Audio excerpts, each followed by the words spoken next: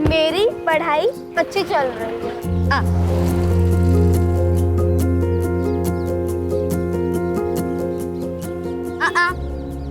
ताई please chocolate खानी है। ताई प्लीज ना, चॉकलेट चाहिए मुझे।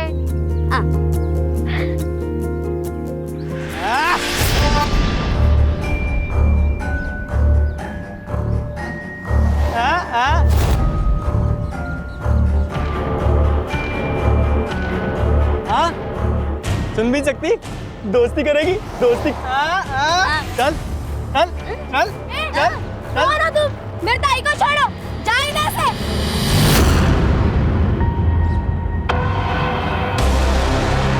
ए, अपनी मम्मी को जाके बोल दे तेरी ताई शाम को आएगी। चल ताई, चल ताई। खबरदार अगर इन लड़कियों के आसपास भी देखा मैंने तुम्हें तो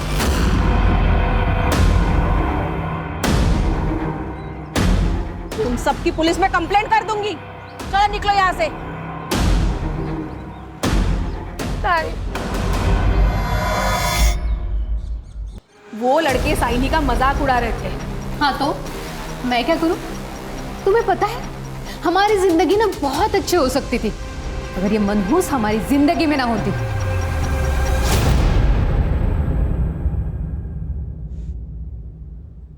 तुझे क्या लगता है मैं कम परेशान हूँ? कितना अच्छा होता अगर पैदा होते ही मर जाती या अपनी माँ के साथ मर जाती।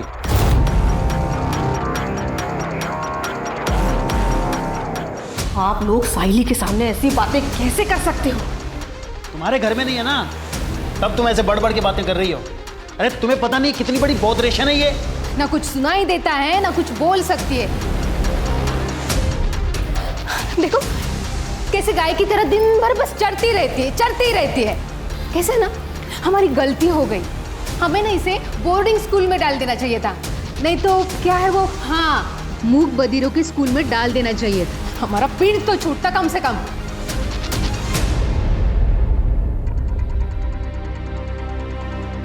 आप लोग ऐसी बातें कैसे कर सकते हो?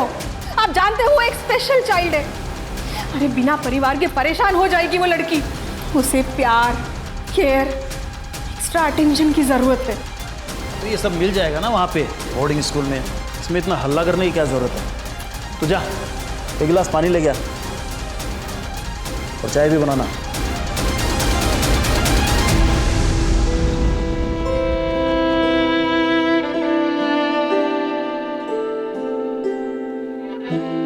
मम्मी पापा तुझे दूर भेजना चाहते। हाँ हाँ हाँ हाँ हाँ ताई, अब आपको कैसे समझाऊं?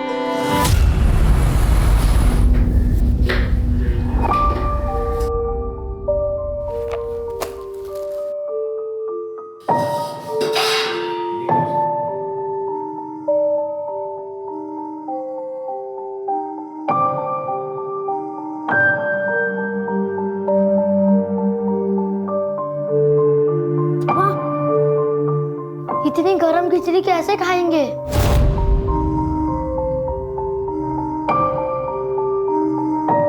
तू टाइम से घर नहीं आ सकती थी क्या? चलो बच्चा लोग।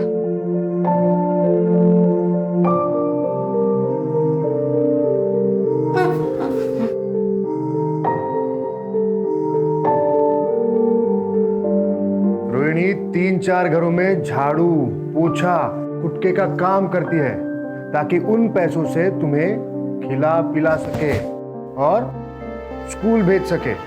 तो तुम्हें उसकी कदर करनी चाहिए, शिकायत नहीं।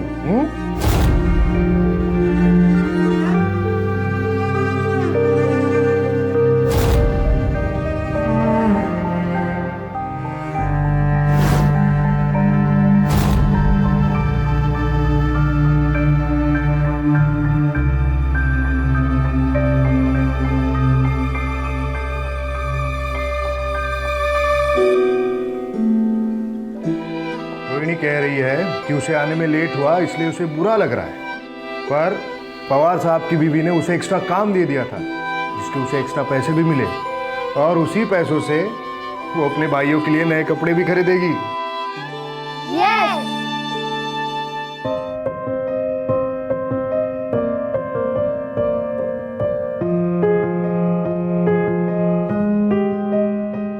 रोहिणी, मैंने एक एनजीओ में बात की है, वो तेरे 2 भाइयों के पढ़ाई को स्पॉन्सर करने के लिए तैयार है।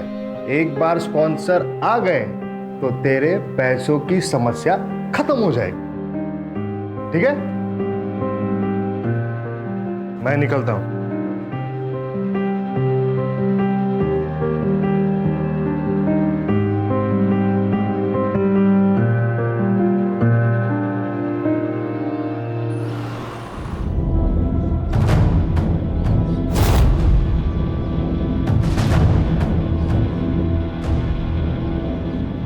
नमस्कार वहिनी. अरे कसे हो? शिवाजी भाऊ या ना. कसे आहात? मी मस्त.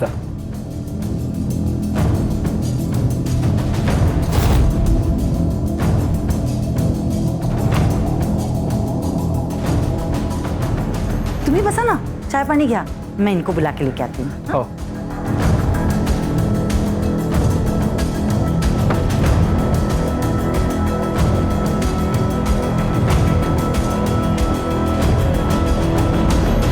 चिमाजी भाऊ कसे आहेत? मी ठीक. बस. देख संतोष, तू मेरा दोस्त है, इसी नाते मैंने तेरे दोस्त की मदद की, पर तब से वो गायब है, मेरा फोन भी नहीं उठा रहा है वो. देख तू उसे बोल दे कि ठीक से बर्ताव करे, वरना हिसाब चुकाना मुझे अच्छे से आता है, समझा? अरे नहीं नहीं, आप ऐसा कुछ नहीं करेंगे. मैं उससे बात करके समझाता हूँ.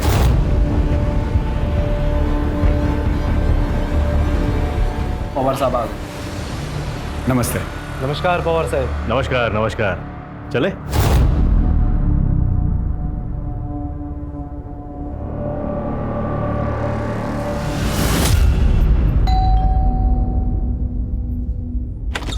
अरे कापसे साहेब या कसे आहात तुम्ही? नमस्ते वहिनी, तुम्ही कसे आहेत? मस्त मस्त, बसा ना.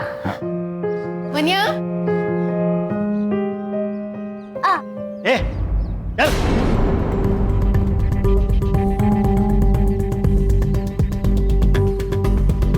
वो बता कैसा है? कैसा है तू? बड़ा सरदर्द है यार, पता नहीं कब पीछा छूटेगा इससे. तेरे प्रॉब्लम का सोल्यूशन है मेरे पास. जरा बाहर आ. आता हूँ.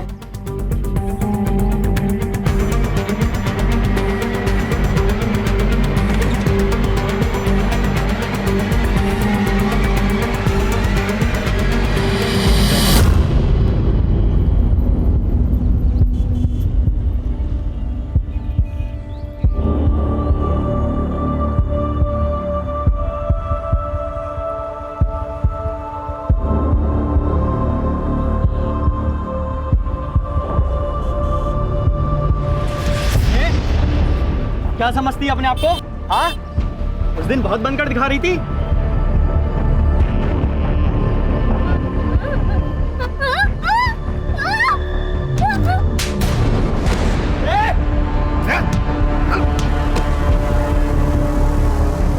शर्म नहीं आई तुम लोगों को ऐसी घटिया हरकत करते हुए?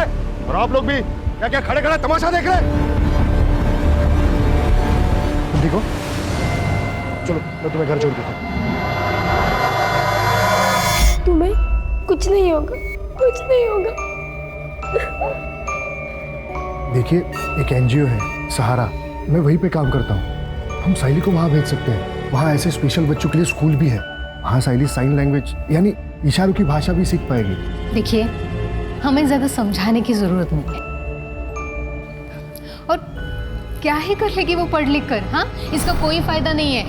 हमें कहीं नहीं भेजना है उसे. देखिए, आप मुझे गलत समझ रही हैं. वहाँ उसका भविष्य. सर, आपने जो कुछ किया उसके लिए आपका बहुत बहुत धन्यवाद. आप प्लीज जाइए सर, प्लीज.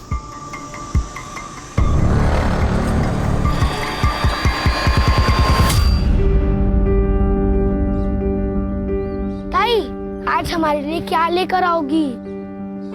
पवार मैडम तीर्थ यात्रा पे गई है. जब वो वापस आएगी तब ताई को काम का एक्स्ट्रा पैसा मिलेगा, तभी ताई हमारे लिए कुछ खरीद पाएगी. वाह, कैंडी! ताई, तू दुनिया की बेस्ट ताई है।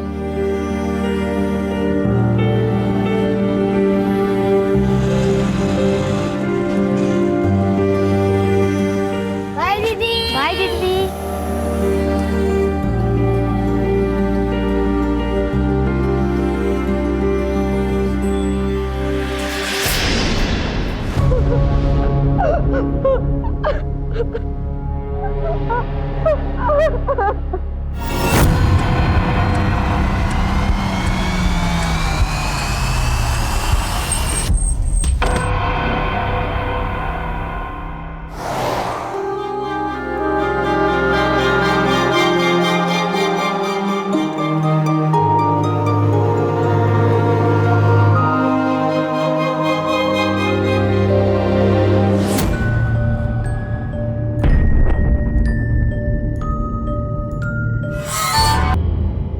रोना मत बेटा।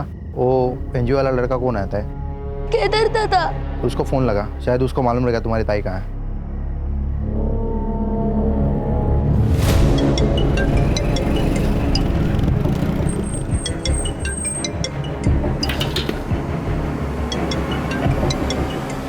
हेलो हेलो केदार दादा, ताई काम से अब तक नहीं आई है, हमें बहुत डर लग रहा है।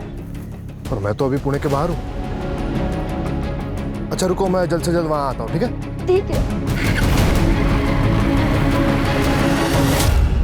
ये दोनों रोहिणी के भाई हैं और ये रोहिणी सुन बोल नहीं सकती है। जी। लेकिन तब तक इन दोनों का क्या, इनकी देखभाल कौन करेगा? सर मैं ही इन्हें एनजीओ के ऑफिस में लाया था, मैं ही देखभाल करूंगा सर इनकी। ठीक है, आप लोग टेंशन मत लो, हम आपकी बहन को जल्दी से जल्दी ढूंढ देंगे, ठीक है? ये रोहिणी जहाँ जहाँ काम करती थी उन सभी घरों में जाके पता करो, और जहाँ रहती थी वहाँ भी जाके पता करो। Okay sir. Yes sir. Rohini कल काम पे आई नहीं थे साहब। अरे पवार साहब? पवार साहब तो कुछ दिनों पहले कैंपेन चले गए, और मृदुला मैडम 2 दिन पहले ही वैष्णो देवी गई। उन लोगों ने सब रोहिणी को कॉल किया था। रोहिणी का भाई उसके लिए फ़ोन पे बात करता था, लेकिन रोहिणी के भाई ने भी फ़ोन नहीं उठाया साहब। रोहिणी बहुत मेहनती लड़की थी, काम भी बहुत अच्छा करती थी और अपने भाइयों से बहुत ज़्यादा प्यार भी करती। एक माँ की तरह संभाला उसने अपने भाइयों को।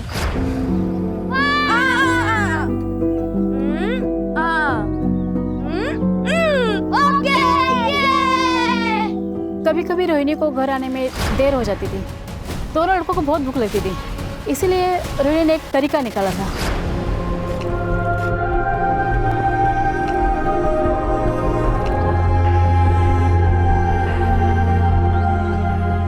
मतलब ये रोहिणी हर तरीके से परफेक्ट है, फिर भी कोई बॉयफ्रेंड या और कोई बात? नहीं, ऐसा कुछ नहीं था, लेकिन मुझे कभी कभी ऐसा लगता था कि रोहिणी और उस एनजीओ वाले लड़के केदार के बीच में कुछ तो चल रहा है। वो दोनों एक दूसरे को ऐसे देखते थे जैसे उन दोनों में प्यार हो।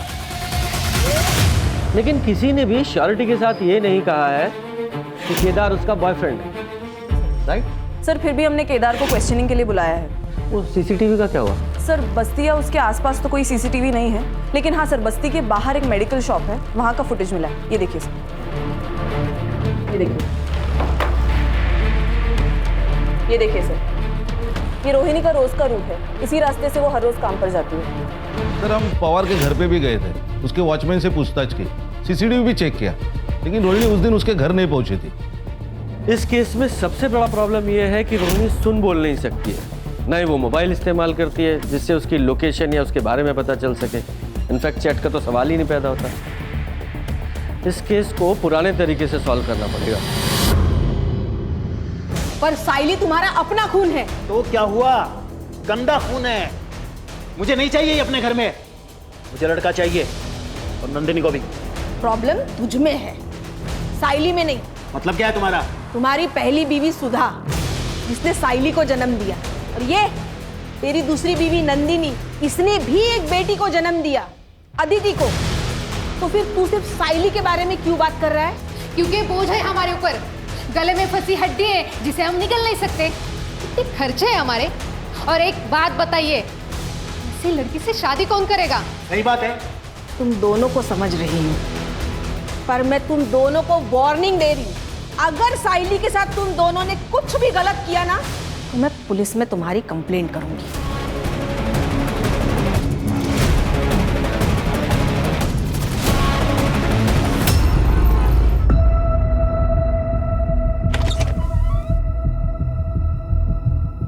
कहाँ है तेरा बाप?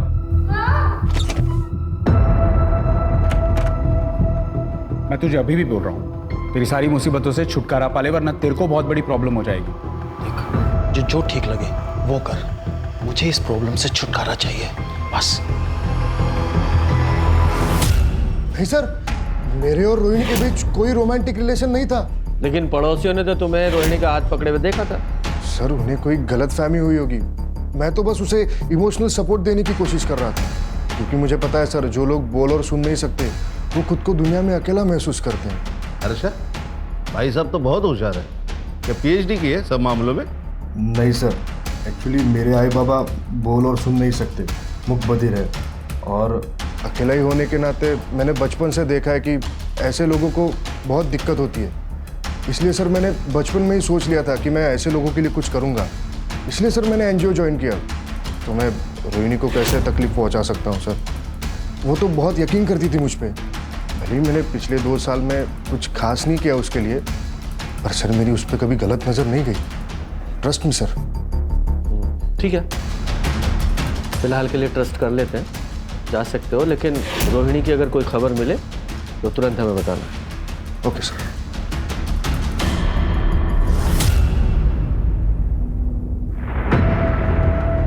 ये रोहिणी जा कहाँ सकती है? अभी तक एक भी क्लू हाथ नहीं लगा है।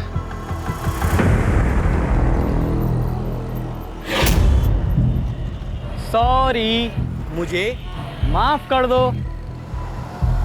ये लो, तुम्हारे लिए। तुम्हें ये गुलाब और चाहिए? ये गुलाब वहां पर बहुत सारे हैं। चलें? चल आ, चल चल। ए, तू रुक क्यों गई? चल। अरे आगे मिलेगा, आगे चल। अरे रुक, सुन तो, अरे चल ना। सुन।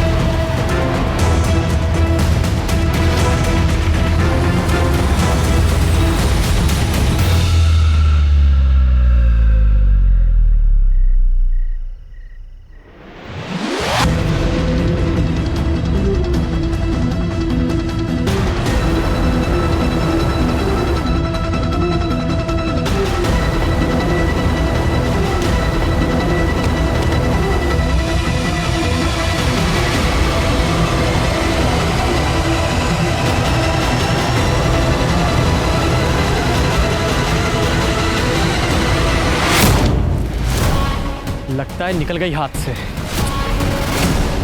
आई ताई अभी तक नहीं आई। उसे ढूंढने के लिए जाओ ना। आई, तेरी बहन कोई छोटी बच्ची नहीं है, आ जाएगी वापस। वो रास्ता भटक गई तो? ये तो और अच्छी बात है, भगवान करे ऐसा ही हो।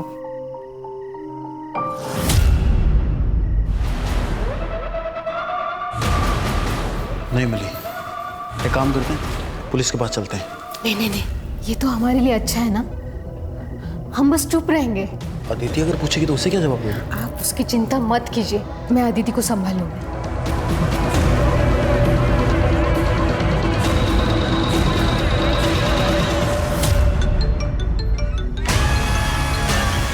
अदिति? हाँ अदिति बेटा। क्या आज दोपहर से ताई घर नहीं आई है और आई बाबा भी पुलिस के पास नहीं जा रहे? प्लीज सत्या, ताई को ढूंढ दो।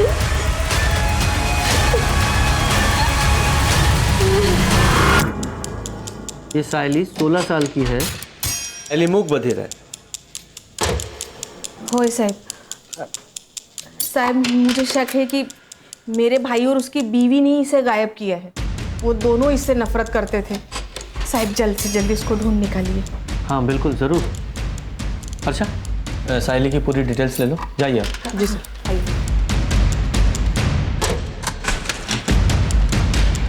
सर कहीं ये केस रोहिणी से कनेक्टेड तो नहीं है? क्योंकि दोनों लड़कियां अमुक बधिर है और दोनों का एज ग्रुप सेम है। हाँ लेकिन अभी ये अनुमान लगाना ठीक नहीं होगा।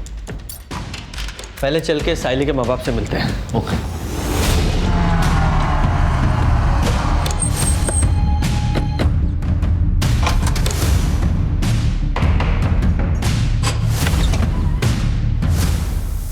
आप लोगों की मीटिंग मिसिंग है?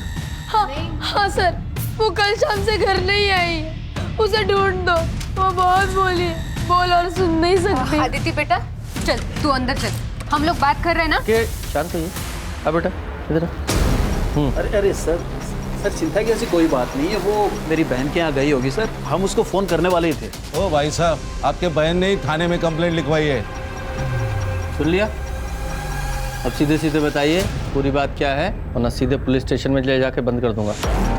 और तुम्हारी बहन ने सब कुछ बताया हमें। ये सच है कि मैं साइली को यहाँ से दूर बोर्डिंग स्कूल में भेजना चाहता था, लेकिन इसका मतलब ये थोड़ी है कि उसके गायब होने में मेरा हाथ है सर। अच्छा, उसे कोई परेशान कर रहा था? हाँ, वो लड़का है ना मंदार। अपनी मम्मी को जाके बोल दे तेरी ताई शाम को आएगी। चल ताई, चल। ताई को आते ने एक बार मदद की थी और एक बार केदार दादा ने भी। ये केदार एनजीओ में काम करता है वही ना?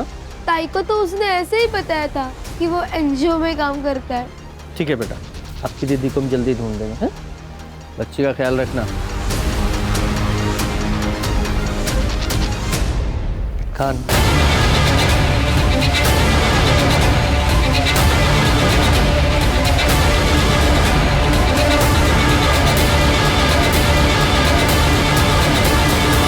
सर, मना की सीडीआर के अनुसार वो संतोष नाम के कॉन्ट्रैक्टर के साथ टच में था और कोई बिजनेसमैन भी है चिमाजी नाम का। इन सबसे बात करनी पड़ेगी, हो सकता है कोई जानकारी हासिल हो। जी सर।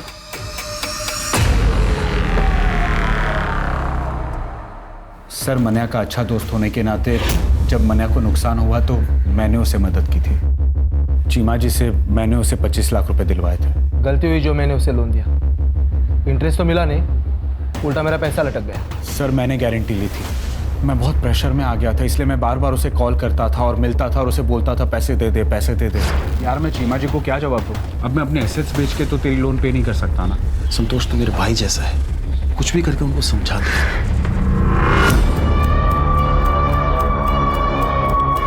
खान, इन लोगों के पास मोटिव तो है साइली को उठाने का, ताकि मनिया पैसे वापस कर सके। नजर रखना इन दोनों पे।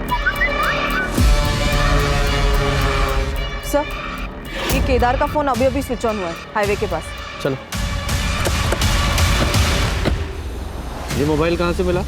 सब रास्ते में गिरा हुआ था, मैंने उठा लिया। चलो दिखाओ वो जगह। सब यहाँ मिला हुआ था।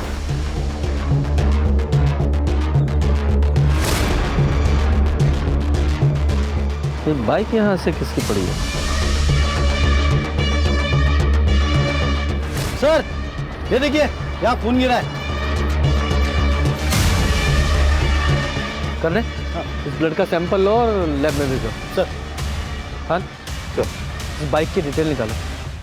सर, आरटीओ से इंफॉर्मेशन मिली है कि बाइक केदार की है। और जिस तरीके से केदार की बाइक हमें रोड के किनारे पड़ी मिली, ऐसा लगता है कि जब वो साइली या रोहिणी जिस किसी के साथ भी भाग रहा था उसका एक्सीडेंट हो गया। हमें रोहिणी की बॉडी भी वहीं मिली जहाँ ये केदार की बाइक मिली थी। और ये भी हो सकता है कि साहिल के गायब होने में भी केदार का हाथ हो। ये मंदार का क्या हुआ? नहीं सर, अभी भी ढूंढ रहे हो उसे। सर, एक और बात, नंदिनी की सीडीआर से एक बात पता चली है कि नंदिनी संतोष के साथ टच में थी। इनफैक्ट सर, कुछ महीनों से उसकी लोकेशन भी संतोष के घर के आसपास थी। नहीं तो मैं क्यों संतोष के घर जाऊंगी? हाँ, बस 1-2 बार गई थी, वो भी मना के काम से। अच्छा, नहीं मुझे तो पता चला कि पिछले 2 महीने में 15 बार तुम वहाँ गई थी। ठीक है, कोई बात नहीं, मैंने से ही पूछ लेती हूँ, वही मुझे बता दे शायद तुम वहाँ क्यों गई थी। मैडम, वो मेरा और संतोष का अफेयर चल रहा है।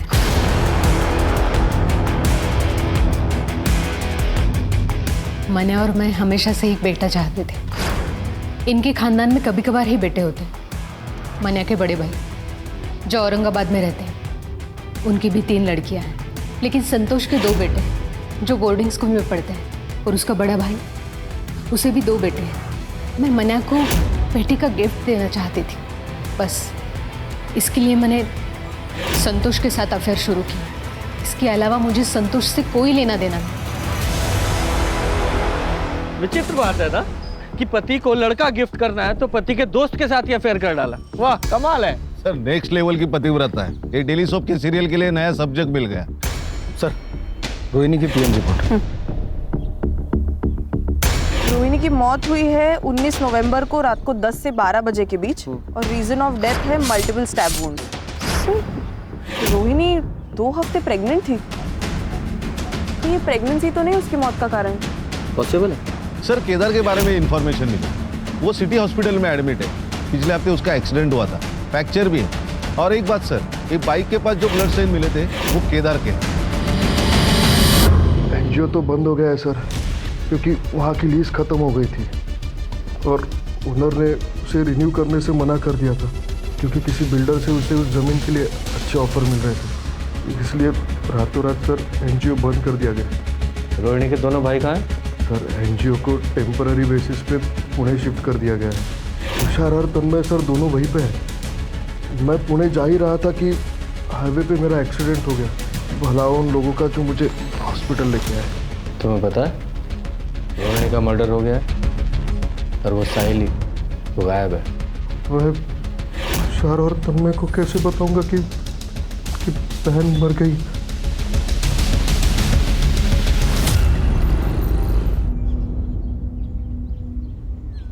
आलिस, कैसा रहा सफर? बहुत अच्छा।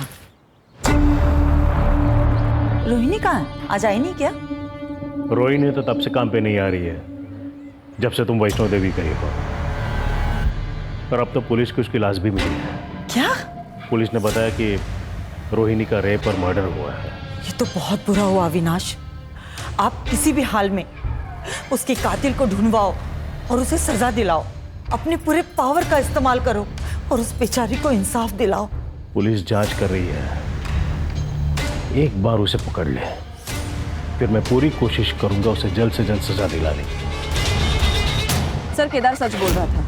पुणे पुलिस ने भी कंफर्म किया है कि एनजीओ टेम्पररी बेसिस के लिए वहां शिफ्ट हो गया, और रोहिणी के दोनों भाई तुषार और तन्मय भी वहीं पर थे। Thank God.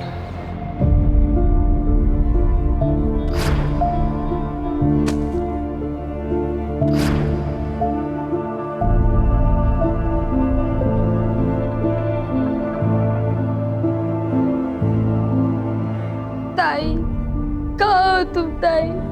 जल्दी वापस आओ ना। सर, ये मंदार का फोन मार्केट में बंद हुआ था। ये मंदार के फोन में 2 सिम कार्ड थे, जिसमें से एक सिम कार्ड हमें उसके घर से मिला था।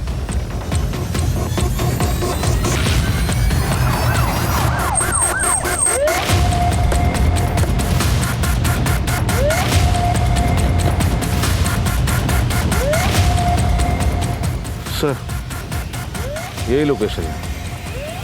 जरा चेक करो।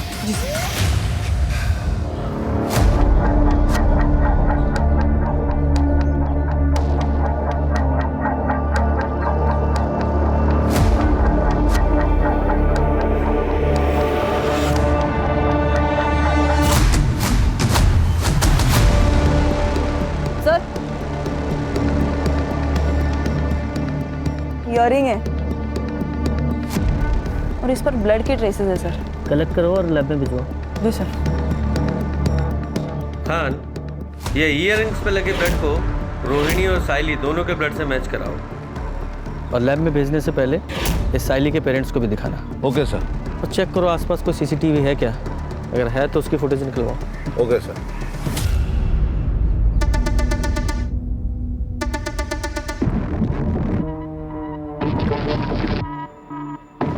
ये तो मेरे ताई के हैं।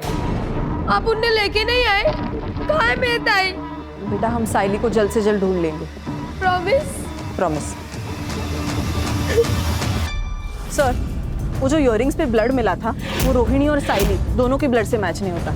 और हाँ सर, वो जो ब्लड हमें रास्ते पर मिला था उसके आसपास का सीसीटीवी हमने चेक किया तो उसमें एक गाड़ी नजर आ रही है जिसमें एक लड़की लेटी हुई है। उसका चेहरा तो क्लियरली दिख नहीं रहा और सर गाड़ी का नंबर भी क्लियरली नहीं दिख रहा।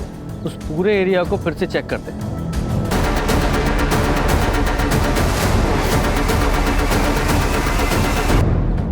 ताला बंद है। करे ताला तोड़ो।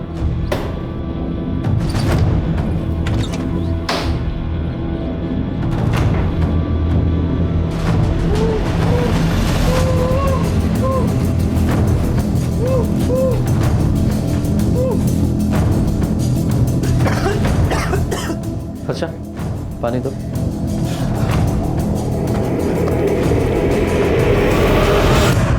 तुझे यहाँ किसने बांध के रखा है? उस रात जब मैं साहिली के साथ था तो मुझे किडनैप कर लिया गया।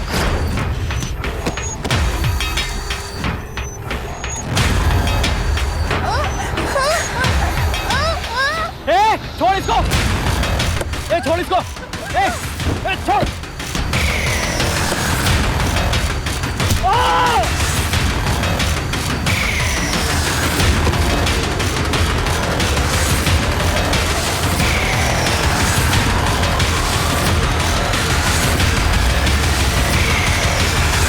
और जब मेरी आँख खुली तो मैं यहाँ था। मुझे नहीं पता कि मैं कितने दिनों से यहाँ पर हूँ। 1 हफ्ता हो गया तुझे। जब तूने साइली पे हमला किया था तब से गायब है तू, और तेरी वजह से वो मिसिंग है। मैं तो बस साहिली का फ़ायदा उठाना चाहता था।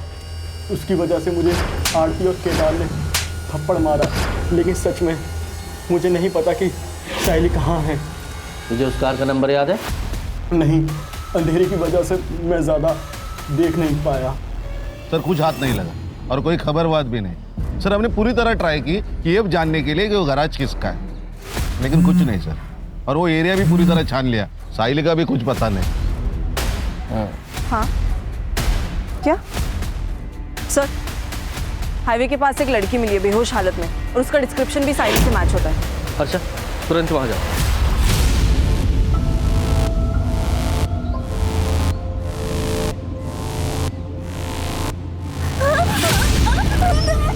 बेटा डरो मत, हम पुलिस है।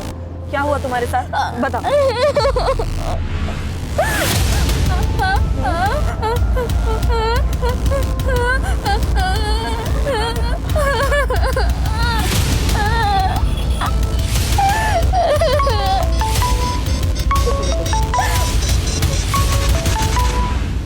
हेलो सर, हम साइली को मेडिकल टेस्ट के लिए लेके जा रहे हैं। और हाँ सर, हमें शायद केदार की मदद लगे। ये क्या कह रही है कुछ समझ नहीं आ रहा सर। Yes sir. सर, साइली की मेडिकल रिपोर्ट से तो ये बात क्लियर है कि उसके साथ मल्टीपल रेप्स हुए हैं। केदार? हाँ सर। सवाल पूछो सर। Yes sir.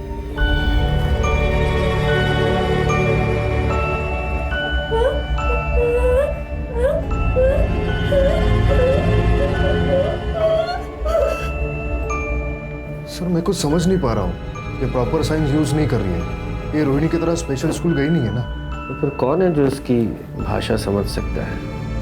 सर, मुझे पता है कि हमारी मदद कौन कर सकता है।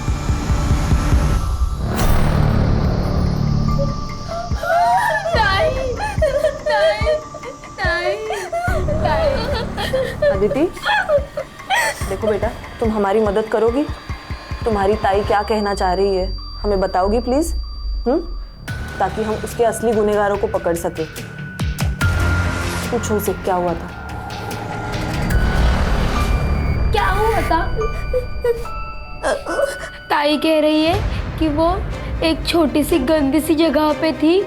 वहाँ बहुत अंधेरा था और एक चारपाई थी और वहाँ 3 आदमी थे। बाद में क्या हुआ? वो 3 आदमी ताई के साथ बहुत गंदा काम करते थे और कल उस चौथे आदमी ने ताई को छोड़ दिया और कहा भाग जाओ। ताई भागी भागी बहुत भागी और भागते भागते बेहोश हो गई। बेटा जरा अपनी ताई से पूछो कि उस चौथे आदमी का चेहरा याद है क्या? उसका स्केच बनवा सकती हैं? तुम उस चौथे आदमी का स्केच बनवा सकती हो?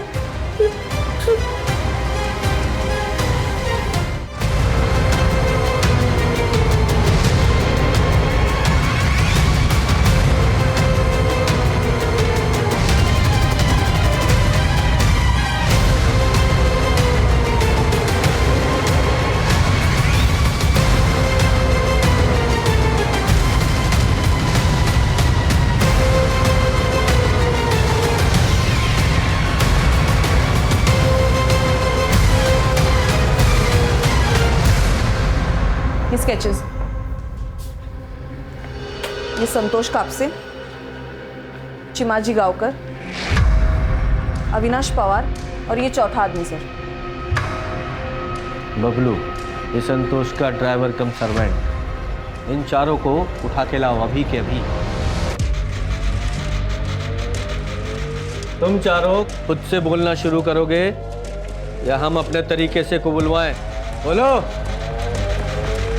सर, हम तीनों ने इससे पहले भी अपने अपने घरों के मेड के साथ कई बार रेप किया है और फिर हम उन्हें अच्छे पैसे भी देते थे ताकि वो अपना मुंह बंद रखें। सर, हमें कम उम्र की लड़कियों के साथ रेप करने में हमें बहुत मज़ा आता है। और फिर एक दिन पवार साहब ने हमें एक मूक बधिर लड़की रोहिणी के बारे में बताया था। और सबसे बड़ी बात, वो किसी को बता भी नहीं सकती कि हमने उसके साथ क्या किया है।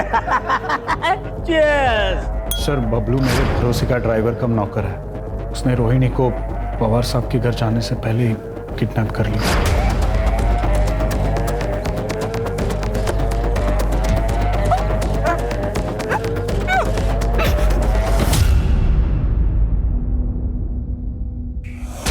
वो रोहिणी को मेरे फार्म हाउस पर लेके आया और हम तीनों ने उसका रेप किया।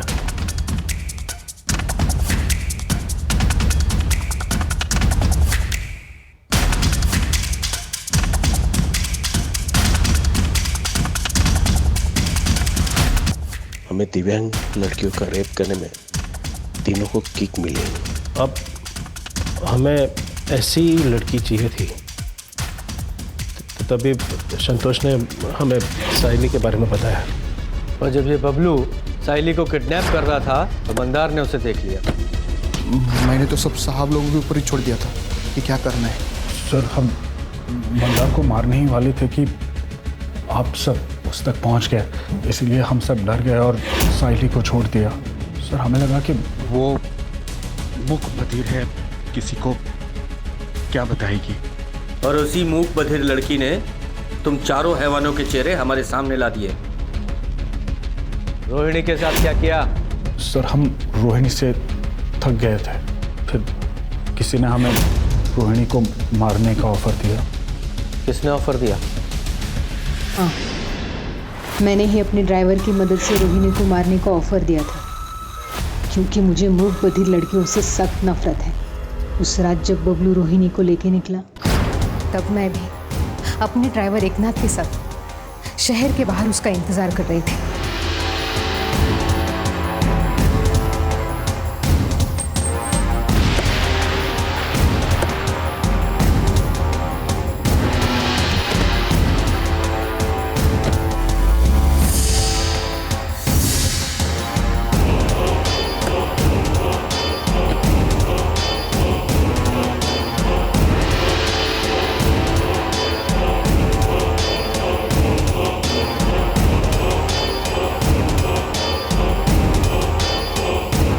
मैं तो चिमा जी को खुश करना चाहती थी ताकि वो मेरे और मन्या के खिलाफ कोई लीगल एक्शन ना ले, क्योंकि मन्या ने उनका पैसा नहीं लौटाया था, वरना हम घर बार सब कुछ खो देते थे। चिमा जी ने तो हमें और टाइम देने का वादा किया था अगर हम उन्हें रोहिणी से छुटकारा दिला देते। तो तुम्हें पता था साइली को बबलू ने किडनैप किया है और वो सब लोग मिलकर उसके साथ क्या करने वाले हैं?